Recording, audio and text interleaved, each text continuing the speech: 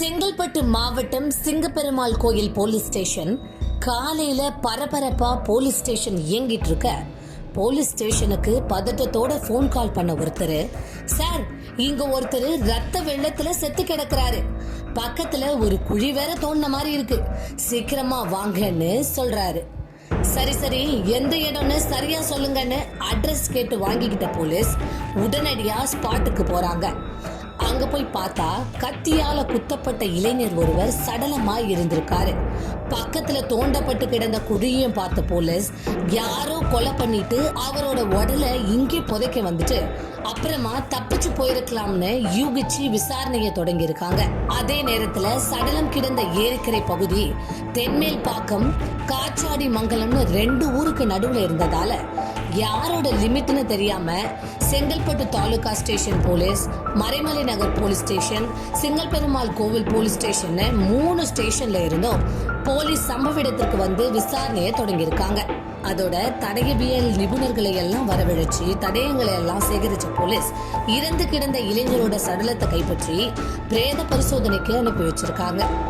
ஆனா இறந்து கிடந்த நபர் யாருன்னு தெரியாததுனால விசாரணையை எப்படி தொடங்கலான்னு போலீஸ் யோசிச்சு இருந்தாங்க. இளைஞரோட சடலம் கிடந்த இடத்துல இருந்து 100 மீட்டர் தொலைவுல ஒரு செல்போனை தடவியல் நிபுணர்கள் கண்டுபிடிச்சிருக்காங்க. அது இறந்து போன இளைஞரோட போனாகத்தான் இருக்கும்னு நம்பின போலீஸ் கடைசியா அவர் யார்கிட்ட பேசியிருக்காருன்னு கால் ஹிஸ்டரிய செக் பண்ணிருக்காங்க. அப்போ கூடுவாஞ்சேரி பகுதியை சேர்ந்த முத்துவீரா அப்படின்றவருக்கு இறந்து போன நபர் கடைசியா போன் பண்ணி பேசினது தெரிய வந்திருக்கு. உடனே முத்துவீராவோட வீட்டோட அட்ரஸ் கண்டுபிடிச்ச போலீஸ் அங்க போக வீட்டுல முத்துவீரா இல்லாததால சந்தேகம் இன்னும் வலுத்திருக்கு. உடனே முத்துவீராவோட போன் நம்பரை ட்ரேஸ் பண்ண போலீஸ் செல்போன் சிக்னல் எங்க காட்டுதுன்னு தேட ஆரம்பிச்சிருக்காங்க. அப்போ முத்துவீராவோட செல்போன் சிக்னல் அனுமந்தபுரம் காப்பு காட்டு பகுதியில காமிச்சிருக்கு. உடனே அந்த காப்பு காட்டு பகுதிக்கு விரைந்து போன போலீஸ் அங்க பதுகி இருந்த முத்துவீரா அப்புறம் அவங்களோட நண்பர்களான விக்கி, மாரியப்பன், கோபி சந்தோஷ் ஆகியோரையும் போலீசார் கையும் களவுமா பிடிச்சு போலீஸ் ஸ்டேஷனுக்கு அழைச்சிட்டு போயிருக்காங்க. அப்போ இறந்து போன நபர் கடைசியா உன்கிட்ட தான் போன்ல பேசி இருக்கா, நீயும் வீட்ல இல்லாம காட்டுல ஒளிஞ்சிட்டு இருந்திருக்கீங்க, என்னதான் நடந்துச்சு உங்களுக்குள்ள போலீஸ் தீவிரமா விசாரிச்சிருக்காங்க. அப்போதான் முத்துவீரா இறந்து போன நபர் எங்களோட நண்பர் ஆகாஷ் தான், நாங்க தான் அவனை கொன்னுட்டோம்னு சொல்லிருக்காங்க. இத கேட்ட அதிர்ச்சியான போலீஸ் எதனால அவனை கொன்னீங்கன்னு கேட்க அப்போ எல்லா உண்மைகளையும் அவங்க சொல்லியிருக்காங்க. அதாவது செங்கல்பட்டு மாவட்டம் கூடுவாஞ்சேரியை சேர்ந்த 25 வயதான முத்துவீரா அப்படிங்கிறவரு அதே பகுதியில SS அப்படின்ற பேர்ல பிரியாணி கடை ஒண்ணு நடத்திட்டு வந்திருக்காரு. அந்த கடையில இறந்து போன ஆகாஷ், விக்கி, மாரியப்பன், கோபி, சந்தோஷ் ஆகிய எல்லாரும் ஒன்னாதான் வேலை செஞ்சுட்டு வந்திருக்காங்க. ஆரம்பத்துல எல்லாரும் நெருங்கி பழகி பிரியாணி கடையை சக்சஸ்ஃபுல்லா நடத்திட்டு தான் வந்திருக்காங்க. ஆனா நாள் செல்ல செல்ல ஆகாஷ் செல்போன்லயே மூழ்கி கிடந்ததை பார்த்த பிரியாணி கடை உரிமையாளர், நீ ஏன் முன்ன மாதிரி வேலை செய்யறது இல்ல, நல்லா தானே வேலை பார்த்துட்டு வந்த, இப்ப பாரு உன்னை பார்த்துட்டு இவனுங்களும் ஒழுங்கா வேலை செய்ய மாட்டேங்கிறாங்க, ஒழுங்கா வேலை பார்க்கறதா இருந்தா பாரு, இல்லனா கிளம்புன்னு சொல்லி ஆகாஷ திட்டிருக்காரு.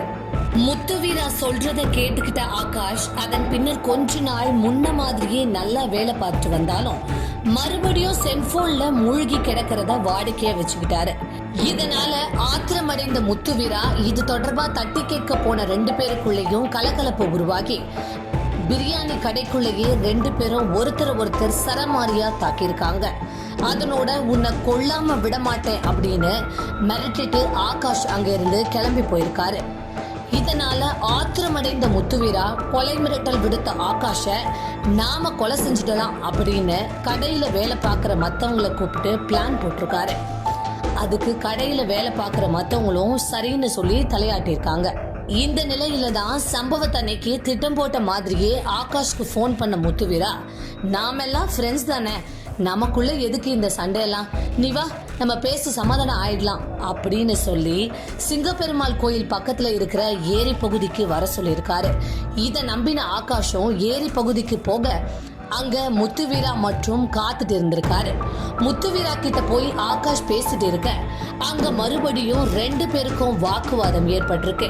உடனே அங்க இருந்த புதர் பகுதியில பதுங்கி இருந்த விக்கி, மாரியப்பன், கோபி, சந்தோஷ் ஆகியோர் மறைச்சு வச்சிருந்த கத்தியால சரமாரியா குத்தி கொலை பண்ணிருக்காங்க. இதுல ரத்தம் வெளியேறி சம்பவ இடத்திலேயே இறந்து போயிருக்காரு.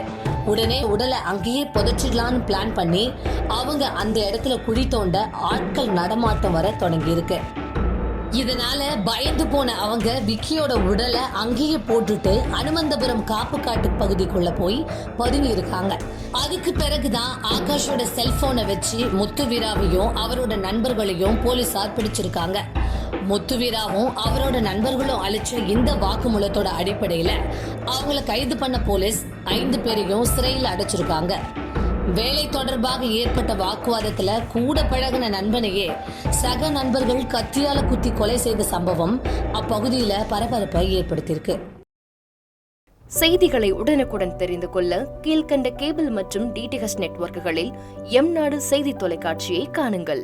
பாதகம் செய்பவரை கண்டால் நாம் பயம் கொள்ளலாகாது பாப்பா. மோதி முடித்துவிடு பாப்பா, அவர் முகத்தில் உமிழ்ந்துவிடு பாப்பா.